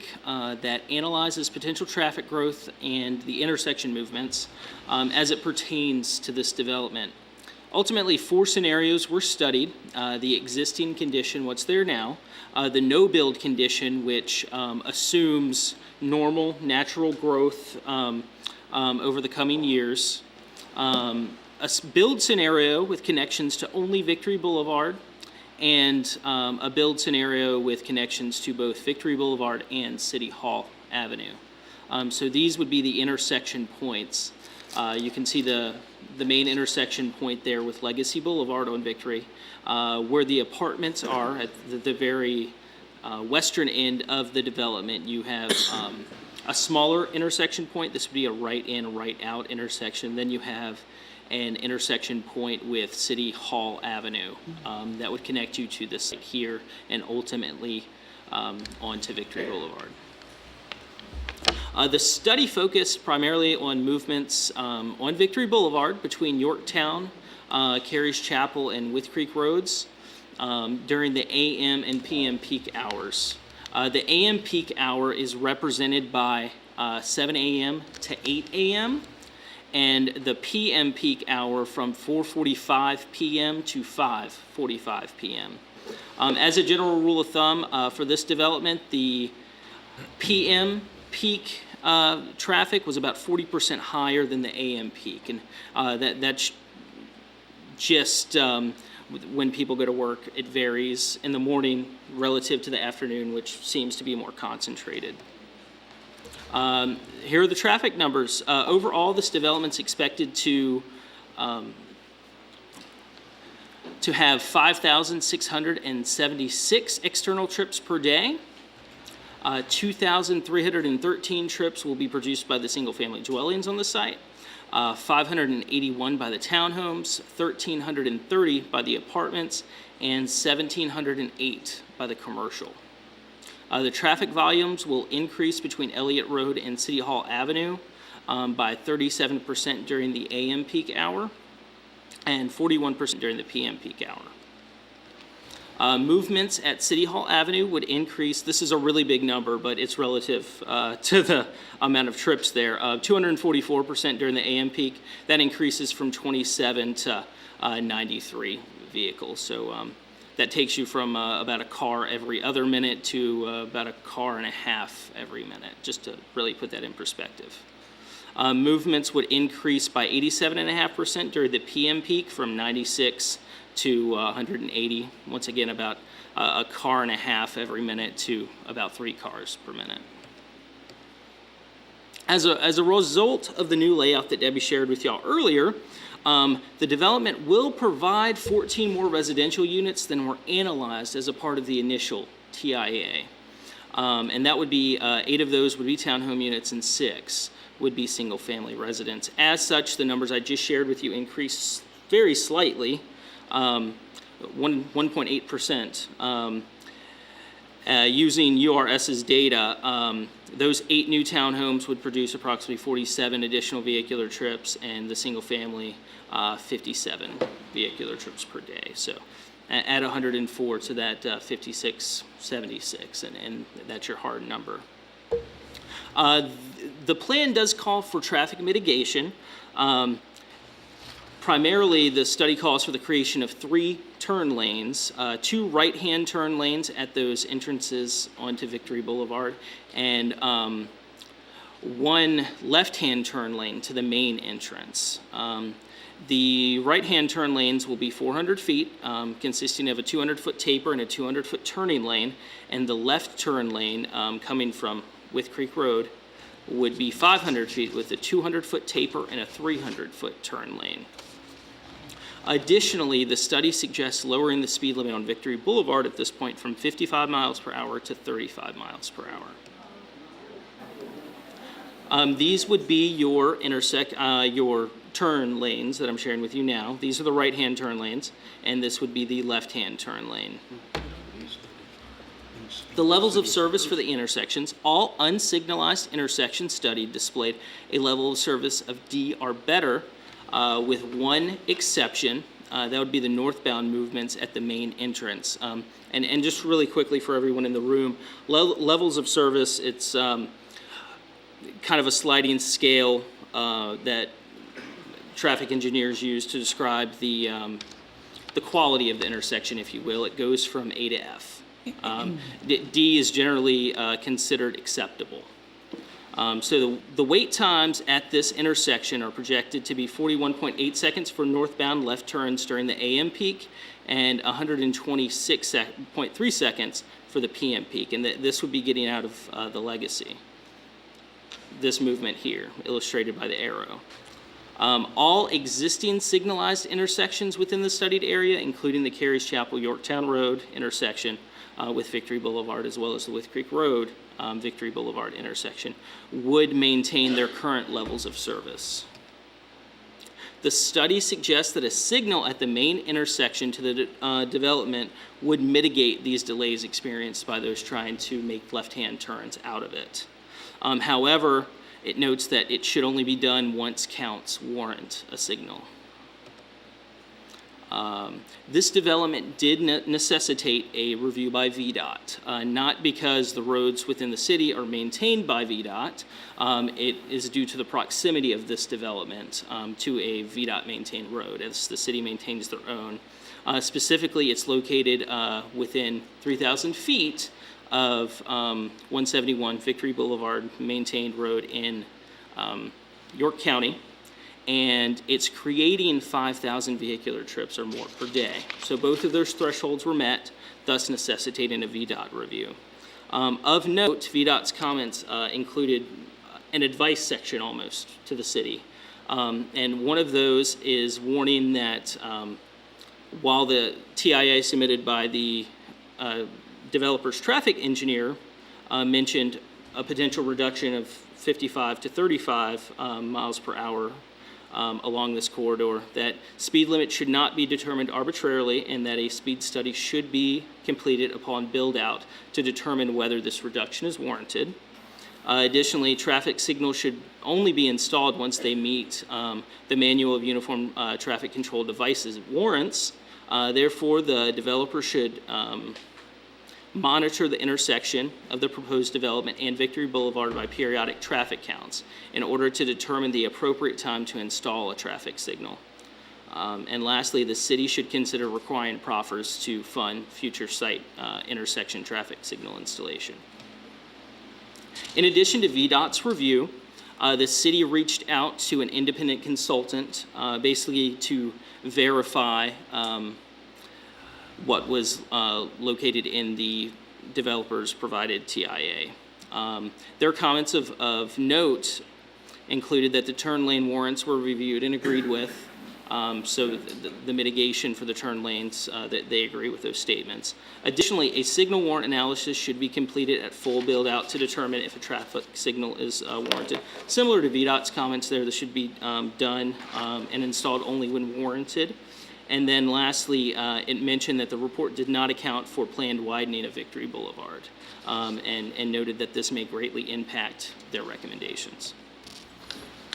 All right, getting into the fiscal impact assessment now. A fiscal impact study was conducted by Ted Figura Consulting. The study was based off of several assumptions, primarily that one of the tenants would be a small upscale grocer, some restaurants, as well as some general miscellaneous retail space. So using those assumptions, according to the fiscal impact study, the city can anticipate this development to generate approximately $32.5 million in new revenue over a 15-year period, $2.4 million annually during the stabilized year studied. During this time, the city can anticipate spending approximately $15.6 million on additional services over that same period, or $1.2 million annually during the stabilized year. Kevin, can you talk a little bit about stabilized year? What does that mean exactly? The stabilized year is when it stops going up. It normalizes under build-out conditions, essentially. The city can expect approximately $1.2 million in net revenue annually. In total, for each dollar the city spends on services for this development, it should anticipate receiving approximately $2.08 in revenue. The development is expected to increase the city's overall tax base by $130 million. The impact on schools, this was briefly discussed earlier. These are our current excess capacities. Basically, you hit these numbers and the school would be full. So that we have 218 free seats at the primary school, 309 at the elementary, 109 at the middle school, and 370 at the high school. This breaks down the projected student increase in each of these schools. 40 for the primary school, 40 for the elementary school, 46 for the middle school, and 72 for the high school. And in the right there, you see the new excess capacity. There's still plenty of room in each of those schools. I'll get into the architecture now. As a part of the master plan approval, architecture is very important. In accordance with Article 8.4-11, the building facades visible from public and private streets, common space, and parking areas shall be articulated with windows, balconies, bay windows, or other architectural elements in order to achieve attractive architectural design. This is a streetscape view, architectural rendering from Victory Boulevard at Legacy Boulevard. So this would be their main entrance. You can see the retail shops there at the front, some of the apartment buildings to your right, and some of the rooftops for the residential and townhomes further back. This is a close-up of the community center that will be a part of the single-family portion, the single-family town and townhome portion, along with the cottages. The apartments would be served by their own community center. This is getting into some of the single-family elevations. There are a bunch of these, so bear with me as I go through. But a few of these are provided by H.H. Hunt. I believe we have some from Ryan Homes as well.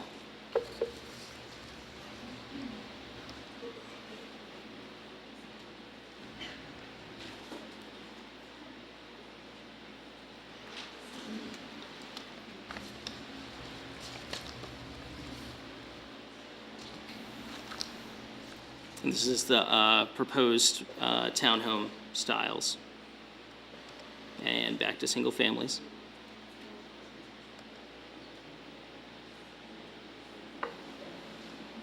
The developer has given us three elevations for the apartments.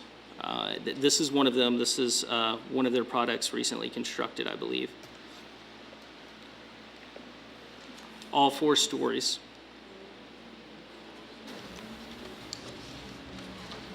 The submitted elevations are consistent with the regulations of the district. As a part of the As a part of this developer submitted application, the developer submitted some declarations of covenants and restrictions, and they're offering adherence to all the submitted renderings you just saw.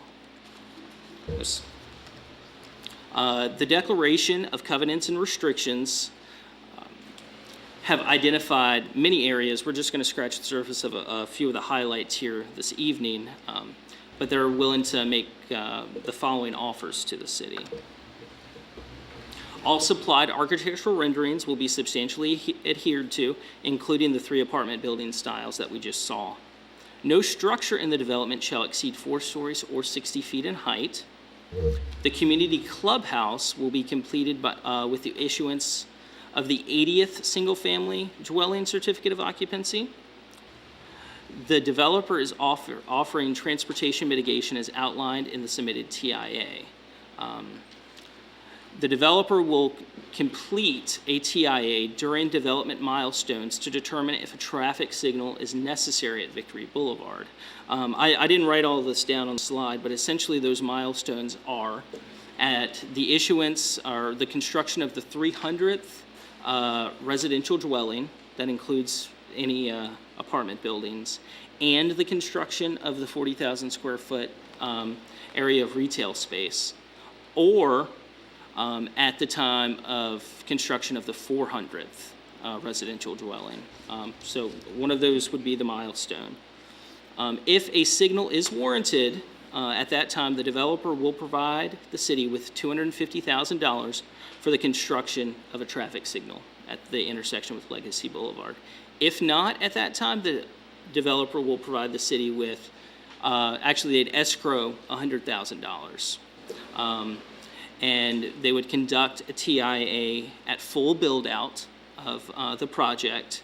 And if one is warranted, then they would release the $100,000 in escrow and give the city $150,000 for construction of that light, $250,000 total. However, the city, even if there's not a traffic signal warranted at that intersection, would still receive $100,000. Additionally, the developer will provide the city with $20,000 for the construction of a pedestrian path at Oxford Run to connect the development to With Creek Road. All right, and Debbie is going to rejoin the conversation here and talk about the Planning Commission action.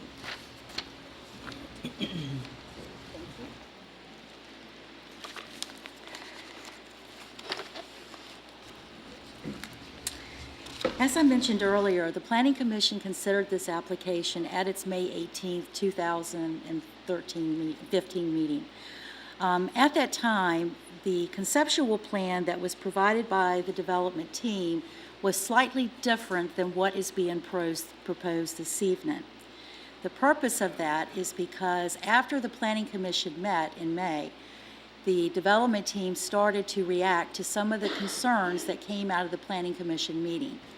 So therefore, and also in an attempt to comply with wetland regulatory agencies' requirements, it has caused a slight change in the overall layout of the plan.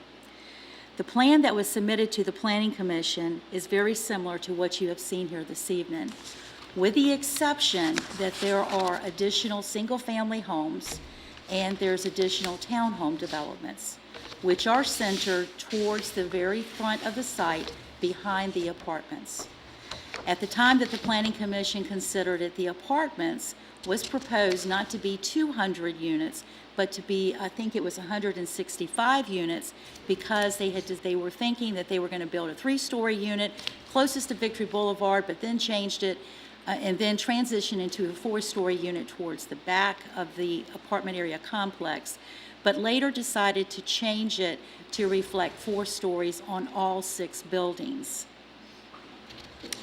In addition, there is an overflow parking area that's not shown here that's also beside of the apartment building to utilize or to provide overflow parking for the apartments.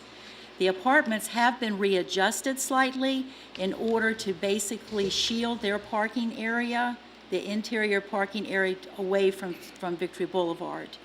In addition, it's also important to note that the overflow parking area will be screened from visibility on Victory Boulevard by natural vegetation means. In addition to the plan that was presented to the Planning Commission, in addition to that plan, keep in mind that there were some waiver requests that were also provided, and I can't figure this thing out. Yeah, but you got to go back because I didn't cover those before. Thank you.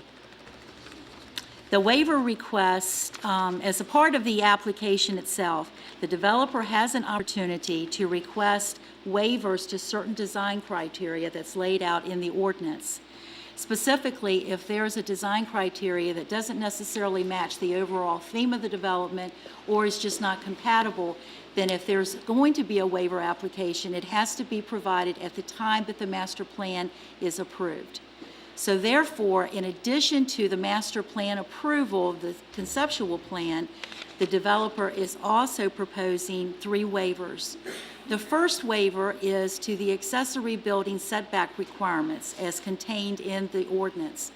The way that the ordinance, the overlay district currently reads, it requires that the accessory building setbacks in the residential areas maintain the same setback as what we require in our existing single-family residential districts, which means that they must maintain either a 7.5-foot or a 15-foot setback from side and rear lot lines, depending on the height. In the developer's application, they are proposing to reduce the setback to 5 feet. It will be a uniform setback. Basically, it's going to be from interior boundary lines within the subdivision, so therefore,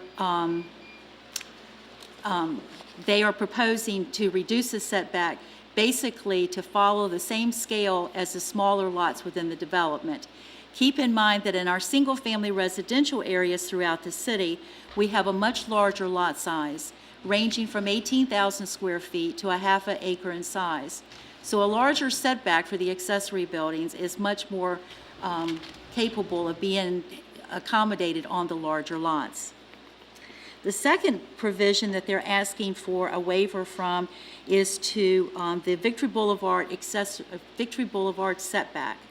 This would apply to any development or to any structures that's built along Victory Boulevard. Currently, the ordinance requires or relies on the underlying zoning district, which in this case would be the research and development district's requirement that a 60-foot setback be maintained from the city right-of-way. However, the developer is asking to reduce that setback to 25 feet. The 25-foot setback would apply to the 4-story apartment buildings as well as the commercial developments at the entrance to Legacy Boulevard. And then the final buffer, or the final waiver, is to the 40-foot buffer requirement. Currently, the ordinance requires that you maintain a 40-foot buffer at the perimeter of the overlay district on those parcels that will not be extended, or the overlay district cannot be extended to in the future. So therefore, if it's a developed parcel that's not eligible for inclusion in the overlay district, then there would have to be a 40-foot buffer. The waiver is asked on 2 separate areas of this development. The first is behind City Hall behind the City Hall complex at the parking lot. The developer is proposing a rear yard along that boundary line. So some green space will be provided, but it's not necessarily the 40-foot that's required by the ordinance. The second waiver, or the second area where the buffer is proposed for reduction, is along the western boundary line of the development, adjacent to the Woods of Tab subdivision in York County. The development plan, or the master plan, has been revised since the Planning Commission meeting to show that a deeper lot there. So it's not really creating a 40-foot buffer, but it is allowing for a little bit more green area between structures within this development and in the Woods of Tabs subdivision. But keep in mind that these are single-family homes, and by right, this property could be developed with single-family homes with no buffer requirement. That was one of the topics at the Planning Commission meeting. All right, Kevin. Now we're going back to the Planning Commission. We're just jumping all over the place this evening.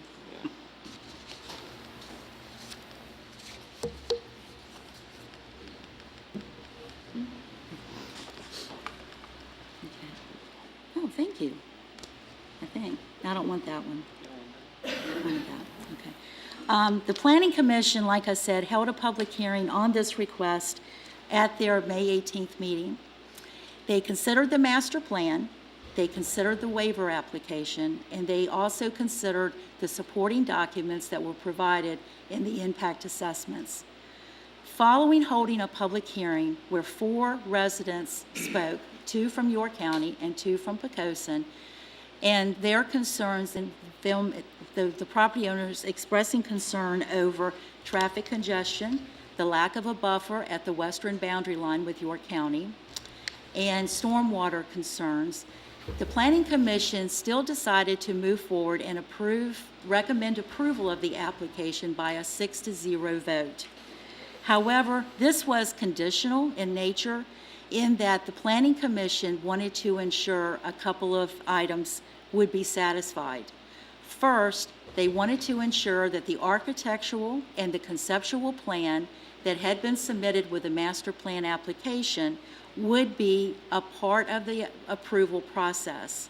They were happy with the overall layout of the development, and they were also happy with the renderings that had been provided in the application. The one issue that remained unclear at the time that the Planning Commission reviewed this was exactly what was going to be the impacts on traffic. We were still waiting for VDOT to complete their review at the time that the traffic analysis or at the time that the Planning Commission considered the proposal. So there was some question as to what kind of signalization or what type of mitigation would be required. Excuse me. So the Planning Commission elected to rely on staff and the City Council in making the final decision on the traffic once all consultants and VDOT had completed their review. Fortunately, we've provided that review to you all in tonight's hearing. I think I need some water. Finally, the plan also calls for an RPA encroachment into 12 lots, thank you, into 12 lots, which lie immediately adjacent to the tidal portion of the Oxford Run drainage system. The Oxford Run drainage system is considered to have what we call a resource protection area that's governed by the Environmental Management Area Overlay District in the zoning ordinance and requires a 100-foot buffer for new developments that are platted in the city. In order to encroach into that 100-foot buffer, it cannot be done by City Council and it cannot be done by the Planning Commission. It requires a separate approval by the Board of Zoning Appeals. So therefore, given that these lots are shown to have a building area that will possibly encroach into the RPA, they will have to go to the Board of Zoning Appeals under a separate review and approval process, public hearing process as well, before those lots can actually be platted as shown on the conceptual plan. So the Planning Commission wanted to make clear that their recommendation did not include any waivers to the RPA regulations. And finally, it is also important to note that the Planning Commission was reluctant and decided in the end not to make a recommendation on the proposed waivers that had been asked for as a part of the master plan. The reason for that is because, one, they felt that the developer could better articulate the need for the waivers on the 40-foot buffers and on the front yard setback along Victory Boulevard. So therefore, they took an unusual turn in that they did not make a recommendation on those waivers. That concludes the Planning Commission's actions. It's been a long time since they have been involved in the process, and I appreciate the opportunity to share with you this evening exactly where they stood on this application. Thank you. Kevin, did you want to do the declarations? You already did the declarations? Yes. Okay. All right, that concludes our presentation. However, I would like to introduce to you the superintendent of our public school system, Dr. Jennifer Parrish. She has a few comments that she would like to offer to you this evening. Thank you for your time, and we'll be available for any questions should you have them later on.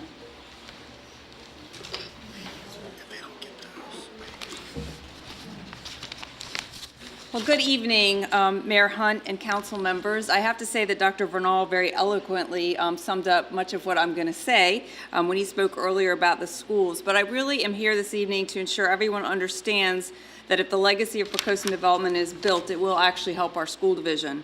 As of today, we have seen, and I mean literally as of today, we have seen a decrease in enrollment of 496 students since 2006.